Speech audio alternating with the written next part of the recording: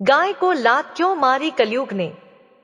जो पुरुष गाय को लात मार रहा था वह स्वयं गुस्से से कांप रहा था। उसके पास खड़ा बैल भी अत्यंत पीड़ा में था, क्योंकि उस दुष्ट ने दोनों को निर्दयता से खूब पीटा था। इसी समय रथ पर आरूढ़ राजा परीक्षित वहां पहुंचे। उनकी चेतावनी भरी वाणी गूंज उठी, कौन है वह दुष्ट जो हमारे राज्य में पूजनीय गौ और धर्म का अपमान करने का साहस कर रहा है? चाहे वह कोई देवता ही क्यों ना हो, यदि कोई इन्हें कष्ट पहुंचाएगा तो मैं उसकी भुजा उसके बाजूबंद सहित काट डालूंगा। महाराज परीक्षित का जीवन भी उतना ही तेजस्वी था। उन्होंने उत्तर की पुत्री हीरावती से विवाह किया और उनसे जन्मेजय सहित 4 पुत्र उत्पन्न हुए। कृपाचार्य को अपना आचार्य बनाकर उन्होंने गंगा तट पर 3 अश्वमेध यज्ञ संपन्न किए, जहां ब्रह्मर्षियों को उन्होंने विपुल दक्षिणा अर्पित की। उनके द्वारा किए गए यज्ञ इतने दिव्य होते थे कि जिस देवता का आवाहन किया जाता वह स्वयं प्रकट होकर आहुति ग्रहण करते थे, क्योंकि महाराज परीक्षित महाभागवत और परम धर्मात्मा थे। शौनक जी ने आगे पूछा, हमने सुना है कि दिग्विजय के समय महाराज परीक्षित की भेंट कलयुग से हुई थी, वह प्रसंग आप विस्तार से सुनाएं। शौनक जी ने पूछा, महाराज परीक्षित ने कलयुग को, जो राजा का वेश धारण कर अधर्म कर रहा था और गाय को लात से मार रहा था, तुरंत दंड क्यों नहीं दिया? उसे मारकर अधर्म का अंत क्यों ना कर दिया? यदि यह प्रसंग भगवान श्री कृष्ण की किसी लीला से जुड़ा हो तो कृपया अवश्य बताइए, क्योंकि हम केवल वही सुनना चाहते हैं जो भगवान के चरण कमलों से संबंध रखता हो। व्यर्थ की चर्चाओं में समय नष्ट करने से क्या लाभ? श्रुति पुराणों का सार समझाते हुए शौनक जी आगे बोले, हे सूत जी, जो लोग मोक्ष की इच्छा रखते हैं, जिन्हें भगवत प्राप्ति चाहिए, उन्हें तो अपने कानों से निरंतर भगवत कथा सुननी चाहिए और जिह्वा से नाम स्मरण करना चाहिए। सूत जी ने अत्यंत प्रसन्न होकर कहा, धन्य है आप शौनक जी, धन्य है आप महात्माओं की यह सभा, जो केवल भगवान की चर्चा सुनने का ही संकल्प रखती है। वही चर्चा वास्तव में कल्याणकारी है। सूत जी आगे कथा सुनाते हुए बोले, एक समय की बात है जब महाराज परीक्षित कुरुजांगल देश में सम्राट के रूप में निवास कर रहे थे। तभी उन्हें सूचना मिली कि उनके द्वारा सुरक्षित किए गए साम्राज्य में कलयुग चुपके से प्रवेश कर चुका है। इस बात से वे अत्यंत दुखी हुए, क्योंकि कलयुग का प्रवेश होते ही अधर्म बढ़ने लगता है और लोगों के हृदय में पाप का उदय होता है। यह सुनते ही परीक्षित जी ने बिना विलंब अपना धनुष उठा लिया और कहा, अधर्म चाहे किसी भी रूप में आए, उसका दमन करना क्षत्रिय का धर्म है। महाराज परीक्षित श्यामवर्ण घोड़ों से जुते, सिंह ध्वजा से सुशोभित दिव्य रथ पर आरूढ़ होकर दिग्विजय के लिए निकले। उनके साथ एक विशाल और व्यवस्थित सेना भी प्रस्थान कर रही थी। उन्होंने अनेक देशों की यात्रा की। जहां जहां पहुंचे वहां केवल भगवान श्री कृष्ण की महिमा और पांडवों की कीर्ति का ही गान सुनाई दिया, किंतु कलयुग का कहीं नामो निशान नहीं मिला। राजा परीक्षित जहां भी जाते, यदि कोई ब्राह्मण या प्रजाजन उन्हें श्री कृष्ण चरित्र या पांडवों की लीला सुना देता, तो वे उस प्रदेश को अभयदान देकर सुरक्षित कर देते, उनसे कोई कर नहीं लेते थे। और जो राजा भगवान के विरोधी होते, उन्हें परीक्षित जी अपने पराक्रमी भुजादंडों से दंडित करते और दंड स्वरूप कर लेकर ब्रह्मर्षियों की सेवा में अर्पित कर देते। इसी प्रकार आगे बढ़ते हुए उन्होंने एक दृश्य देखा। एक बैल और एक गाय परस्पर वार्तालाप कर रहे थे। वास्तव में वह बैल धर्म थे और गाय स्वयं पृथ्वी थी। दूर से ही परीक्षित जी ठिठक गए। उन्होंने सुना, बैल रूप धर्म पृथ्वी से कह रहे थे, हे पृथ्वी माता, क्या तुम कुशल से हो? तुम्हारे मुख पर तेज क्षीण हो गया है। अवश्य कोई भारी दुख है जो तुम्हें व्याकुल कर रहा है। क्या तुम इस बात से चिंतित हो कि मेरे 3 पैर टूट चुके हैं, या फिर तुम्हें यह भय है कि दुष्ट कलयुग अब तुम्हारे ऊपर अधर्म का आचरण करेगा? धर्म ने आगे कहा, संभव है हे पृथ्वी, तुम इसलिए भी चिंतित हो कि आने वाले कल में कलयुग का समाज शास्त्र विहित नियमों का पालन नहीं करेगा। खान पान, वस्त्र व्यवहार, स्नान संस्कार, स्त्री पुरुष संबंध, सब में मनमानी आचरण बढ़ जाएगा। लोग व्यभिचार में, भोगविलास में, असंयम में डूब जाएंगे। धीरे धीरे वे आसुरी प्रवृत्ति को प्राप्त होकर राक्षसी स्वभाव धारण कर लेंगे। क्या तुम्हारा दुख इसलिए है या तुम इसलिए व्यथित हो कि भगवान श्री कृष्ण अब इस भूमंडल से अंतर्धान हो चुके हैं? पृथ्वी ने विषाद भरी वाणी में उत्तर दिया, हे धर्मदेव, बैल के रूप में भी तुम वही दिव्य स्वरूप हो जो दूसरों के दुख से स्वयं दुखी हो जाते हो। यह तुम्हारा सहज स्वभाव है। तुम सब जानते हुए भी पूछते हो, यह तुम्हारी महानता है। मैं इसलिए अत्यंत दुखी हूं कि भगवान श्री कृष्ण, जो समस्त जगत को सुख देने के लिए अवतरित हुए थे, वे अंतर्धान हो चुके हैं। उनके प्रकट लीला विलास से मैं अब वंचित हो गई हूं। पृथ्वी आगे बोली, और दूसरा कारण यह है कि तुम्हारे 4 चरणों में से 3 चरण कलयुग के प्रभाव से टूट चुके हैं। तुम में समस्त सद्गुण निवास करते हैं। वे 19 अप्राकृत सद्गुण, जिनसे जगत पवित्र होता है, जो मनुष्य धर्म का पालन करता है, उन सद्गुणों का प्रकाश उसके जीवन में स्वतः उदित हो जाता है। परंतु आज मैं देख रही हूं कि तुम्हारा तेज क्षीण हो रहा है, धर्म दुर्बल हो रहा है। इसी से मेरा हृदय पीड़ा से भरा हुआ है। पृथ्वी आगे बोली, हे धर्मदेव, कलयुग ने आपकी ऐसी दुर्दशा कर दी है, यह देखकर मेरा हृदय शोक से भर गया है। मुझे साधु महात्माओं की स्थिति पर भी शोक है, क्योंकि कलयुग में उनके लिए मार्ग कठिन हो जाएगा। मुझे धर्म के क्षीण होने पर शोक है, और सबसे बड़ा शोक इस बात का है कि भगवान श्री कृष्ण प्रकट लीला से अंतर्ध्यान हो गए। मैं अभागिनी हूँ। शायद मुझे अपने सौभाग्य, भगवान के चरण चिन्हों से अलंकृत होने का गर्व हो गया था। उसी गर्व का दंड है कि आज मैं भगवान से वियोगिनी हो गई हूँ। सूत जी कहते हैं, इसी समय राजा परीक्षित, जो यह पूरा संवाद सुन रहे थे, उनके नेत्र एक अत्यंत भयावह दृश्य पर जा टिके।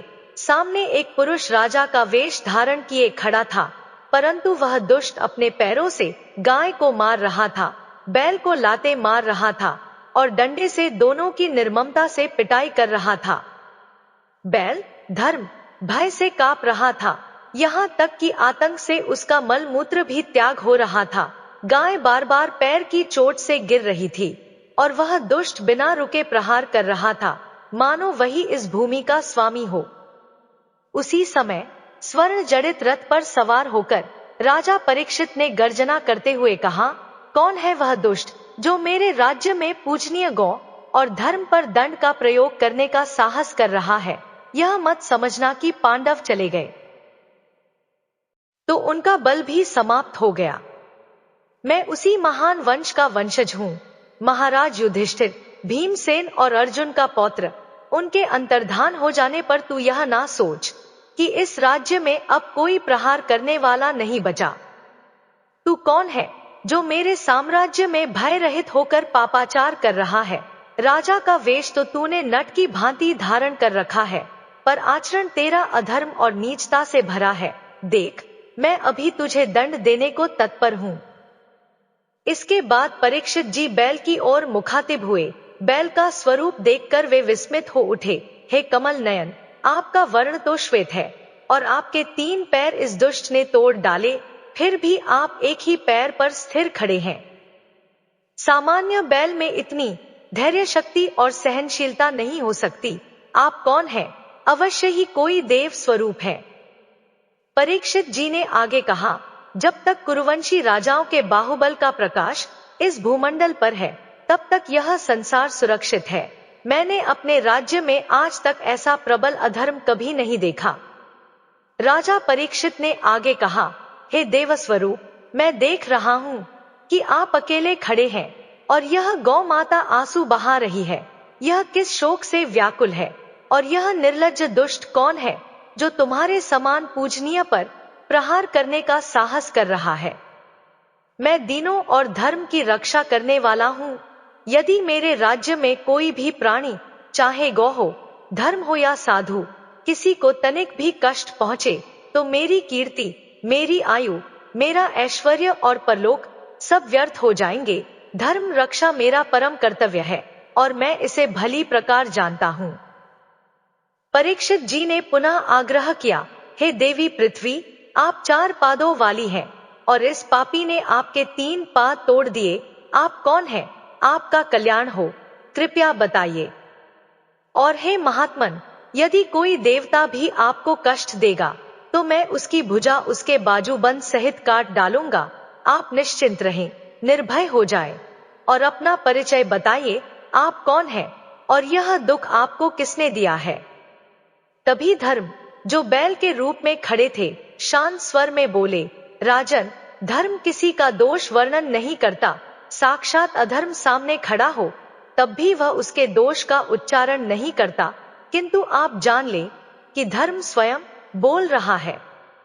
हे पांडुपुत्र, आपका इस प्रकार आश्वासन देना आपके वंश की महिमा को शोभा देता है। आपके पूर्वजों के परम पवित्र गुणों ने ही भगवान श्री कृष्ण को उनका सारथी, मार्गदर्शक और दूत तक बनने के लिए प्रेरित किया था। आपका धर्म के प्रति यह आदर देखकर मुझे कोई आश्चर्य नहीं होता।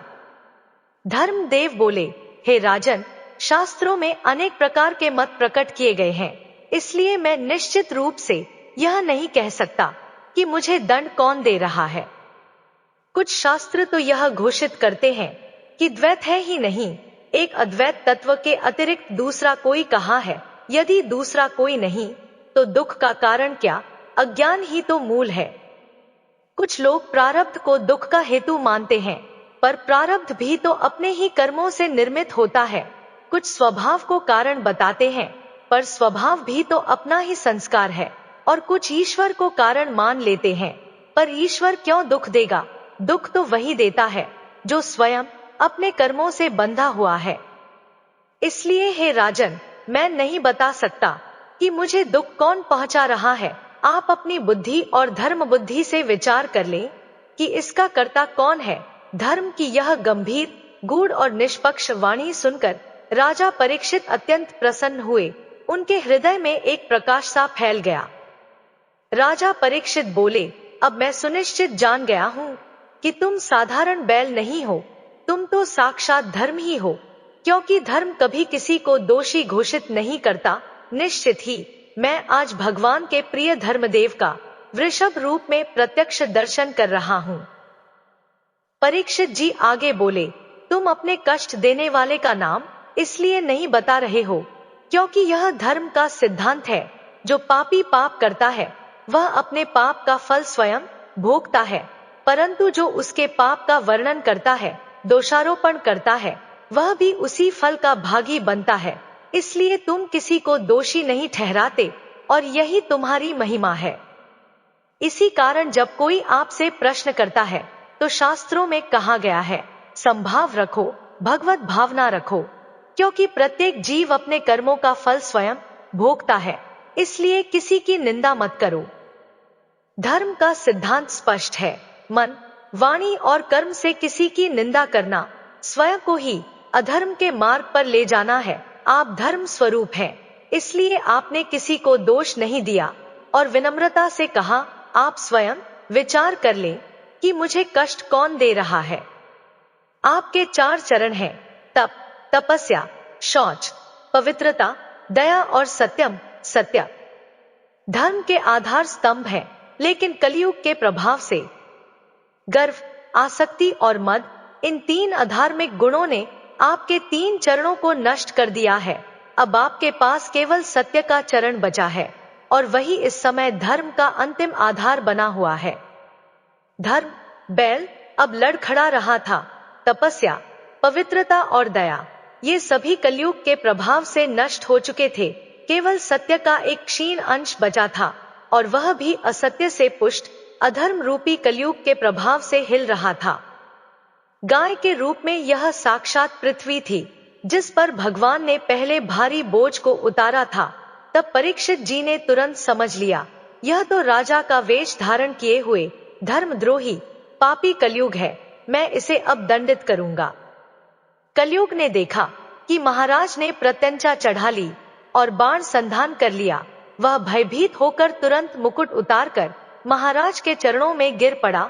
उसने कहा, महाराज, मैं आपका शरणागत हूँ, मेरी रक्षा करें।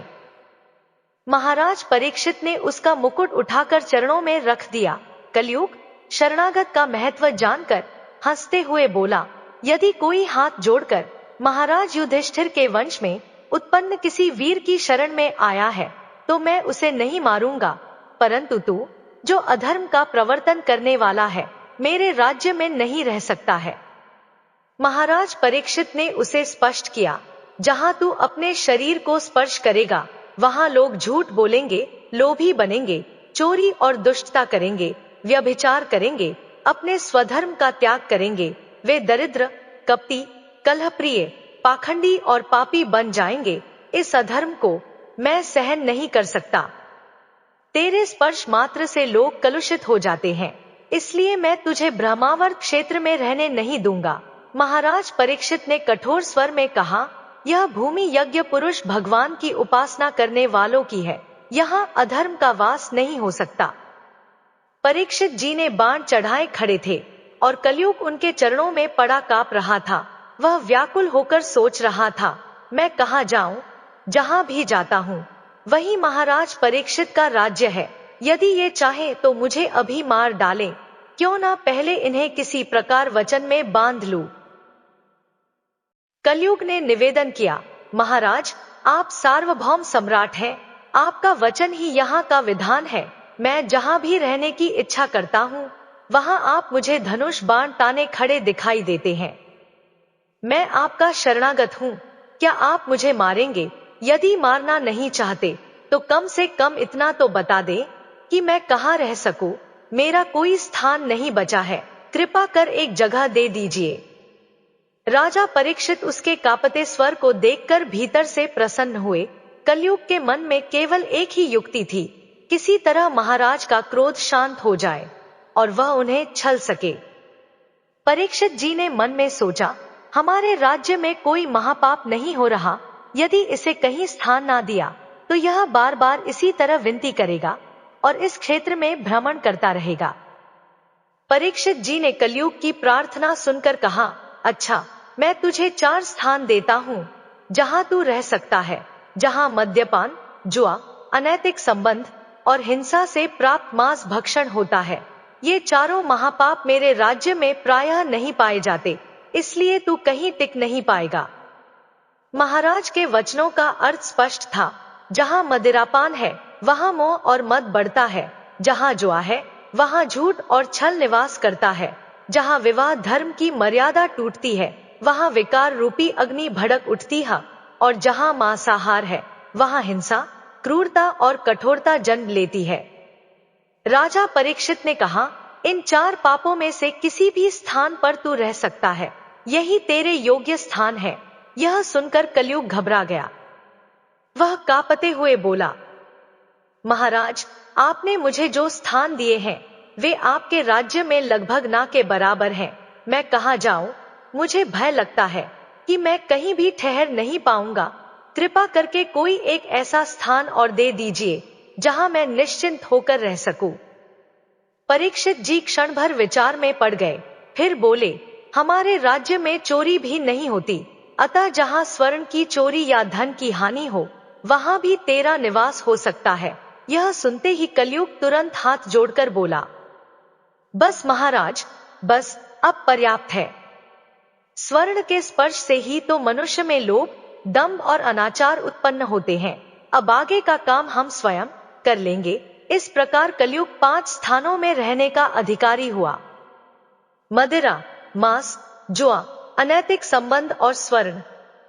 जब हिंसा की जाती है तो उसमें वैर भाव की प्रधानता बढ़ जाती है, और जब धन आदि का अधर्म पूर्वक अधिग्रहण किया जाता है, जैसे चोरी, छल कपट और अन्य असत्य कर्म, तो इसमें रजोगुण का प्रभुत्व होता है। कलयुग ने सोचा, हमारी शक्ति से किसी की बुद्धि नहीं बचेगी, सब में हमारा वास हो जाएगा। रजोगुण के माध्यम से चोरी, छल कपट और अन्य अधर्म बढ़ते ही जाएंगे और हमारा प्रभुत्व व्याप्त हो जाएगा। महाराज परीक्षित ने कलयुग को 5 स्थान दिए। नंबर 1, जुआ खेलना। नंबर 2, मदिरा पीना। नंबर 3, अनैतिक संबंध। नंबर 4, हिंसा करना और मांसाहार। नंबर 5, रजोगुण सहित चोरी और छल कपट करना। कलयुग ने इन 5 स्थानों को स्वीकार किया और अत्यंत सावधानी से निरीक्षण करने लगा। कौन झूठ बोल रहा है, कौन अहंकार में डूबा है, कौन विकार में प्रवृत्त, कौन बैर रखता है, कौन रजोगुण का पालन करता है, कौन शराब पीता है, कौन दाम्पत्य निष्ठा तोड़ता है, कौन मांसाहार कर रहा है और कौन धन का अधिग्रहण कर रहा है। धीरे धीरे इन सब पापों में उसकी बुद्धि व्याप्त होने लगी और अधर्म फैलने लगा। तभी महाराज परीक्षित ने अपने पुण्य बल से धर्म के 3 चरण, तपस्या, पवित्रता और दया, फिर जोड़ दिए। चौथा चरण तो सत्य था ही। उन्होंने कलयुग को आश्वस्त किया, जब तक यह राज्य हमारे अधीन है तब तक तुम सुरक्षित रहोगे, परंतु केवल निर्धारित स्थानों में ही। सूत जी आगे कहते हैं, अद्भुत कर्म। भगवान श्री कृष्ण की कृपा से राजा परीक्षित अपनी माता के गर्भ में अश्वत्थामा के ब्रह्मास्त्र से नष्ट नहीं हुए। उन्होंने भगवान का प्रत्यक्ष दर्शन पाया। परंतु एक छोटी घटना हुई। एक बालक ब्रह्मर्षि के श्राप के कारण तत्काल उन्हें भस्म होने का भय आया। कहा गया कि 7वें दिन सर्प उनका प्राण ले जाएगा। ब्रह्मास्त्र काम नहीं आया, किंतु ब्रह्मर्षि के वाचिक अस्त्र ने उनके शरीर को भस्म कर दिया, परंतु उनके प्राण भयभीत नहीं हुए। राजा ने गंगा तट का आश्रय लेकर भगवान सुखदेव जी के मुख से श्रीमद् भागवत का श्रवण किया और भगवत प्राप्ति का परम फल पाया। यही कलयुग में एक महान गुण है। जो भगवान की भक्ति और शास्त्र ज्ञान से जीवन में मुक्ति प्राप्त करता है, वह पाप और भय से परे रहता है। इसीलिए महाराज परीक्षित ने कलयुग को नहीं मारा। उन्होंने समझ लिया कि मन से किए गए पापों का इस युग में कोई दंड नहीं होता। अन्य युगों में मन से किए गए मानसिक पाप का भी दंड मिलता था, परंतु कलयुग में जब तक शरीर से कर्म नहीं होता तब तक पाप का दंड नहीं पहुंचता। वहीं पुण्य की बात अलग है। मन से किए गए पुण्य कर्म का लाभ तुरंत प्राप्त होता है। जैसे वृंदावन की परिक्रमा करना, नाम स्मरण, भक्ति या किसी पुण्य संकल्प में मन से लगन रखना, यह केवल मानसिक संकल्प से पुण्य कर देता है। गोस्वामी जी भी लिखते हैं, कलयुग में मन से किए गए पुण्य कर्म का फल अवश्य मिलता है, परंतु पाप कर्म का फल तभी आता है जब शरीर से क्रिया होती है। यदि मानसिक पाप का फल भी मिलता तो मन ही कभी भी अशुद्ध विचार करता रहता है और नरक की प्राप्ति अनवरत होती, कोई मार्ग ही नहीं बचता। कलयुग प्रमादी लोगों पर विशेष रूप से आक्रमण करता है, जो समय व्यर्थ करते हैं, नाम स्मरण, भगवत लीला सुनना, भजन कीर्तन में नहीं लगते। यदि कोई भक्त भगवत चर्चा सुन रहा है, नाम जप कर रहा है, कीर्तन कर रहा है, तो उसकी भोगात्मक इच्छाएं भगवान श्री कृष्ण के चरण कमलों से मधुरता और मोक्ष का अनुभव प्राप्त करती हैं। सत्य यह है कि भगवत प्रेमियों और सत्संगियों के लिए कोई स्वर्ग या मोक्ष से बड़ा स्थान नहीं। इसके विपरीत तुच्छ मृत्यु लोक के भोगों की लालसा करने वाले कलयुग में व्यर्थ मार्ग पर चलते हैं। महाराज परीक्षित ने कहा, हम भगवान श्री कृष्ण की लीलाओं से भरे पावन चरित्र को सुनना चाहते हैं। यह हमारा परम सौभाग्य है। सूत जी ने कहा, अहो, महात्माओं के संग से आज मेरा जन्म धन्य हो गया। जब महापुरुषों से संवाद का अवसर मिलता है तो सारे पाप नष्ट हो जाते हैं और मन पवित्र हो जाता है, हृदय पवित्र हो जाता है। केवल बातचीत मात्र से भी अनंत भगवान की कृपा हम पर अवतरित होती है। कल्पना कीजिए, 88,000 ऋषि एकत्र होकर भगवत चर्चा सुन रहे हैं, बार बार प्रश्न कर रहे हैं और भगवान की लीलाओं और गुणों की महानता को समझने का प्रयास कर रहे हैं। ऐसा कोई भी नहीं है जो उनके गुणों की वास्तविक क्षमता को पूरी तरह समझ सके। भगवान के गुणों की विशिष्टता समझाने के लिए इतना जान लेना ही पर्याप्त है कि लक्ष्मी जी भी अपनी प्राप्ति की इच्छा लेकर प्रार्थना करने वाले ब्रह्मादि देवताओं को छोड़कर केवल भगवान की इच्छा से उनके चरण कमलों का आनंद करती हैं। सृष्टि की महिमा में यह घटना भी अद्भुत है। ब्रह्मा जी ने भगवान के चरणों का प्रक्षालन करने हेतु जो जल समर्पित किया, वही आज गंगा जी बनकर त्रिभुवन को पवित्र कर रही है और स्वयं भगवान देवाधिदेव महादेव ने उस पवित्र जल को अपने माथे पर धारण किए हुए हैं। ऐसी अवस्था में त्रिभुवन में श्री कृष्ण के अतिरिक्त भगवान शब्द का कोई दूसरा अर्थ नहीं हो सकता। सूत जी कहते हैं, जो परमहंस अपने प्रेम और भक्ति के द्वारा देह और इसकी दृढ़ आसक्ति को त्याग देते हैं, वे केवल भगवान श्री कृष्ण की आराधना करते हैं। उनके लिए भगवान की प्रिय आत्मा के सिवा किसी और की आराधना किस काम की। ऋषि मुनि वैसे ही जैसे पक्षी अपनी शक्ति और क्षमता के अनुसार आकाश में उड़ते हैं, वैसे ही विद्वान अपने अपने ज्ञान और बुद्धि के अनुसार भगवान के लीला चरित्रों का गायन करते हैं, परंतु उनकी पूर्ण क्षमता को कोई पार नहीं कर सकता। एक दिन की बात है, राजा परीक्षित धनुष लेकर वन में शिकार खेलने निकले। यह शिकार मांस भक्षण के लिए नहीं, बल्कि रोगी या दुर्बल पशुओं के लिए होता था, जिन्हें पकड़कर सैनिक व्यवस्था और सम्राट अपने राज्य में सुरक्षा और व्यवस्था के लिए नियोजित करते थे। कोई साधारण व्यक्ति थोड़ी बहुत तैयारी कर धनुष बाण उठाता तो शिकार को मार देता, परंतु परीक्षित जी ने सब वैभव, बड़े बड़े सरोवर और सामर्थ्य को छोड़कर केवल एक ऋषि के आश्रम की ओर ध्यान दिया। राजा वहां पहुंचे और देखा, आश्रय में स्थित महापुरुष समाधि में ध्यानस्थ हैं। उनके शरीर और देह भाव से ऊपर उठकर प्राण, मन और बुद्धि सब ब्रह्माकार में विलीन है। उनकी समाधि जड़वत स्थिर है, जैसे नीड़ या ठूंठ। वे जागृत, स्वप्न और सुषुप्त की तीनों अवस्थाओं से ऊपर तुरीय पद में स्थित हैं। उनके जटाएं बिखरी हुई हैं और कृष्ण मृगचर्म उनके नीचे धारण है। परीक्षित जी ने प्रणाम कर कहा, मैं प्यासा हूँ, सुनो, मेरा गला सूख रहा है, मुझे पानी पिलाओ। सचमुच ऐसा आदेश चक्रवर्ती सम्राट भी कभी किसी ब्रह्मा ऋषि के आश्रम में नहीं देते थे। कभी ऐसा नहीं हुआ था कि किसी चक्रवर्ती सम्राट ने किसी तपस्वी के आश्रम में इस प्रकार आदेशात्मक वाणी में जल मांगा हो। इसलिए राजा परीक्षित ने वहां उपस्थित अपना मुकुट उतार दिया और विनम्र बनने का प्रयत्न किया, परंतु उसी समय वहां एक मरा हुआ सर्प पड़ा था, जिसे उन्होंने अनजाने में समाधिस्थ समीक ऋषि के कंधे पर रख दिया। जब अन्य ऋषि कुमारों ने यह दृश्य देखा तो वे क्रोधित हो उठे और जाकर श्रृंगी ऋषि को बताया।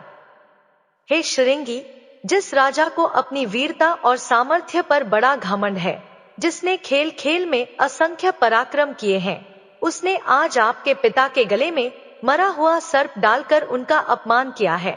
वह चक्रवर्ती सम्राट होकर भी ऐसा दुर्व्यवहार कर आया है। अब आप ही कुछ करो।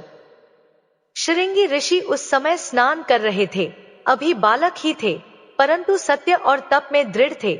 उन्होंने कहा, यदि यह सत्य है कि महाराज परीक्षित ने मेरे पिता एक ब्रह्म ऋषि का अपमान किया है, तो यह निश्चय ही अधर्म है। चक्रवर्ती सम्राट कहलाने वाला यह राजा इतना नीच और अपवित्र व्यवहार कैसे कर सकता है।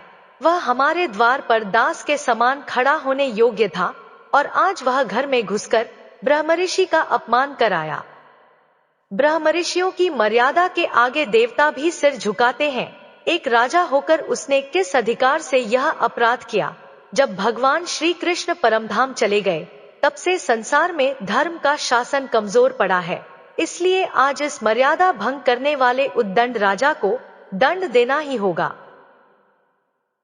उन्होंने कौशिक नदी का पवित्र जल हथेलियों में लिया और वाणी को वज्र के समान कठोर बनाकर उच्चारण किया, हे परीक्षित, तू जिस स्थान पर भी हो, सुन ले।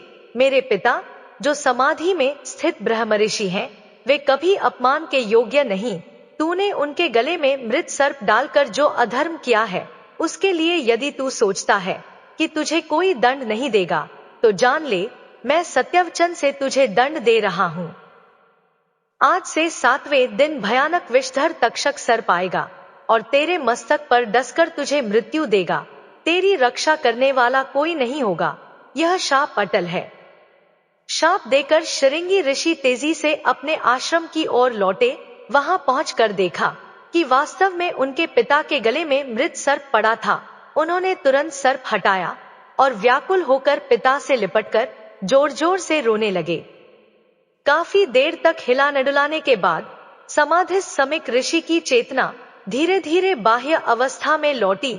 उन्होंने नेत्र खोले और प्रेम भरी शांत वाणी में पूछा, हे पुत्र, तुम क्यों रो रहे हो?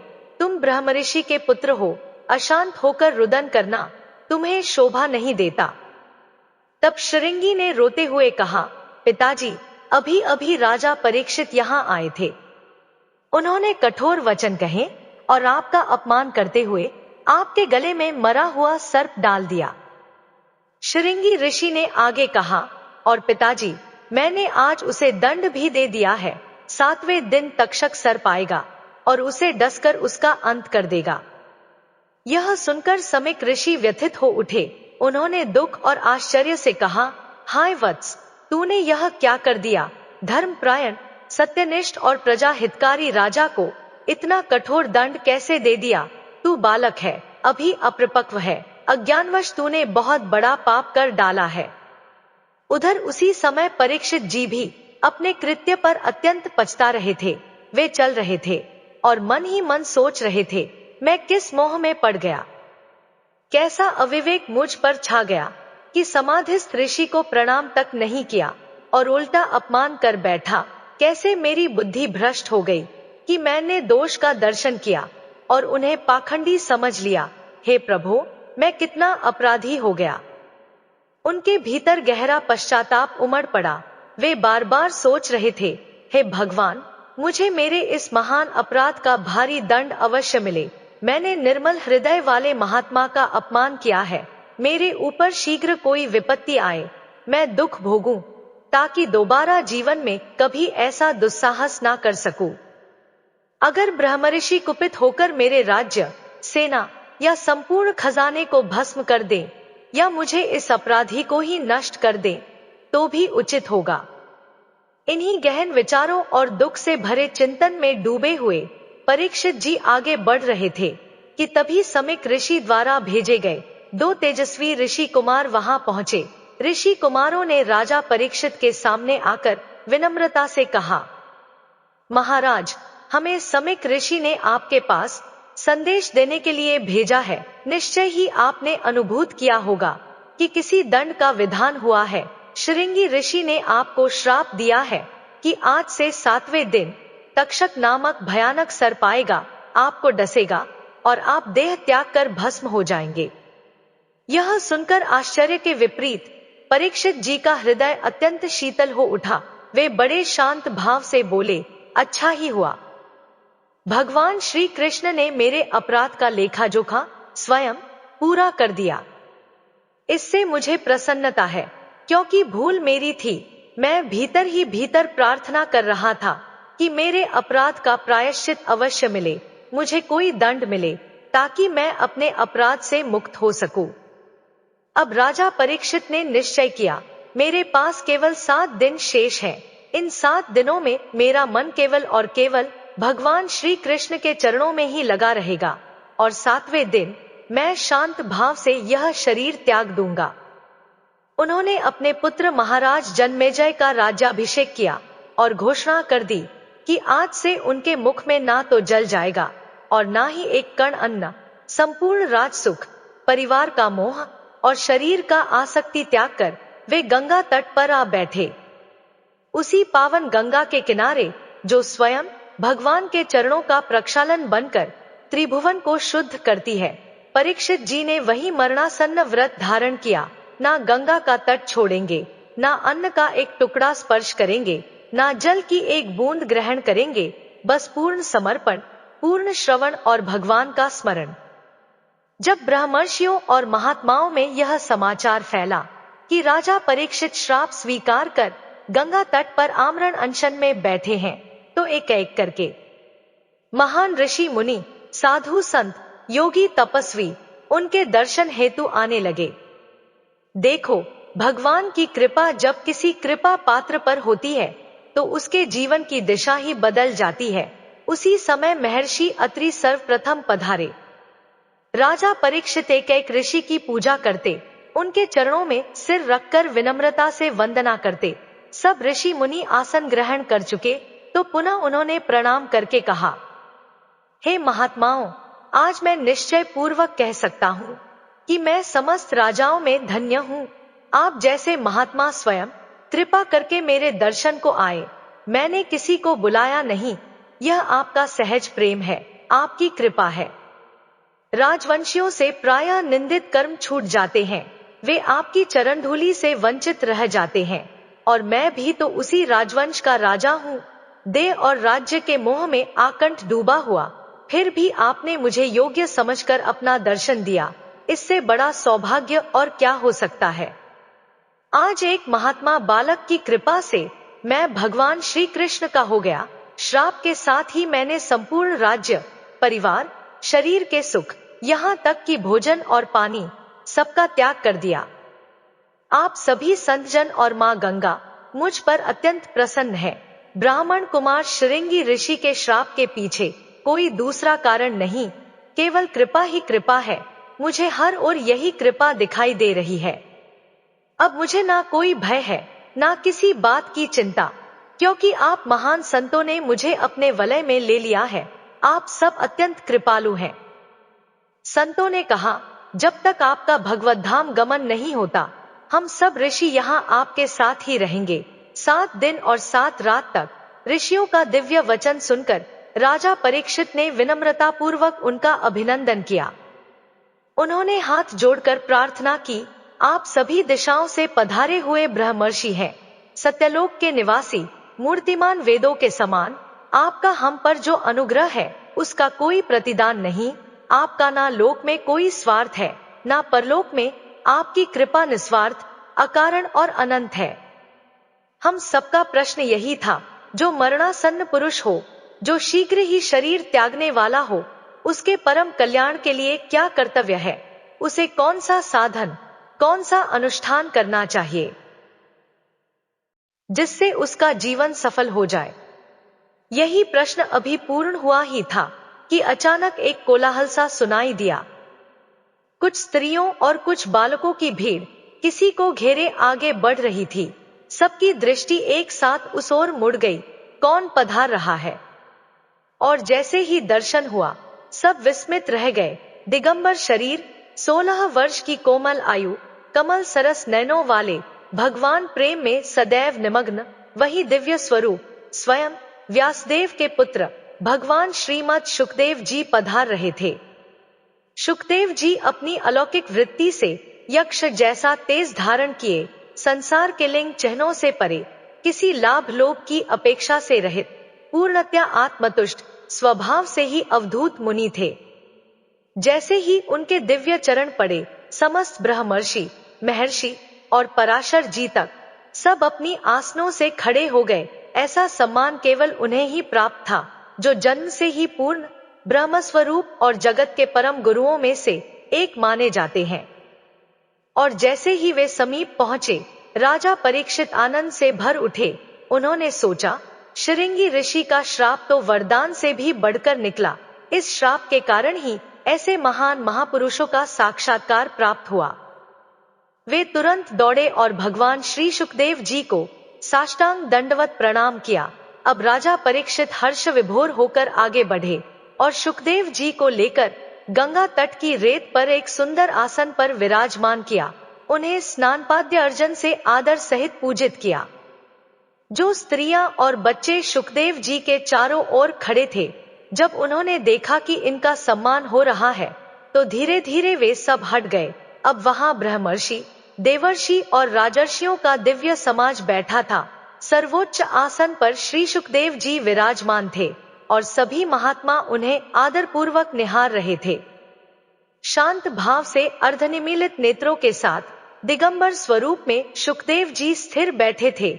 महाराज परीक्षित पुनः आगे बढ़े, उनके चरणों में सिर रखा और हाथ जोड़कर मधुर वाणी से बोले, हे ब्रह्मस्वरूप भगवन, आज मैं अपने भाग्य की क्या बड़ाई करूं।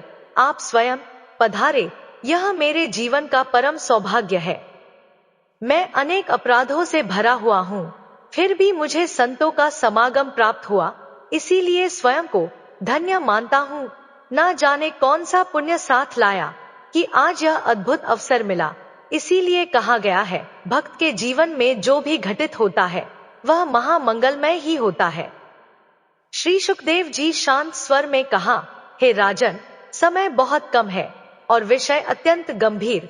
जो मनुष्य अंतिम समय में परम पुरुषोत्तम श्री कृष्ण के दिव्य स्वरूप का स्मरण करता है, वह जन्म मरण के फेर से सदा के लिए मुक्त हो जाता है। यह कहकर भगवान श्री शुकदेव जी ने 7 दिनों तक निरंतर बिना रुके श्रीमद्भागवतम का अमृत प्रवाह आरंभ किया।